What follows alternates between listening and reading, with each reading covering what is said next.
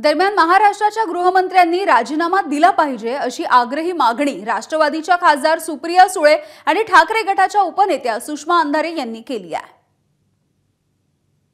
संस्था चालकांनी लावलेला उशीर, शिक्षण खात्याने केलेली म्हणजे दुर्लक्ष किंवा पोलीस यंत्रणेने केलेलं दुर्लक्ष, या सगळ्या गोष्टीची पारदर्शकपणे इन्क्वायरी झाली पाहिजे। पण पोलिसांच्या बदल्या करून प्रश्न सुटणार नाही, ही नैतिक जबाबदारी गृहमंत्र्यांनी घेतली पाहिजे। आणि मला असं वाटतं की नैतिकतेच्या आधारावर या राज्याच्या गृहमंत्र्यांनी या सगळ्या गोष्टीची जबाबदारी घ्यावी। त्या बिचाऱ्या पोलिसाच्या मागे लावून बदल्या करून गृहमंत्र्याची जबाबदारी सुटत नाही। आमच्या लेकरांच्यासाठी आम्ही त्यांच्या सुरक्षिततेवर प्रश्न विचारतो आणि तुम्ही पालक म्हणून प्रश्न विचारणाऱ्या लोकांवर गुन्हे दाखल करता।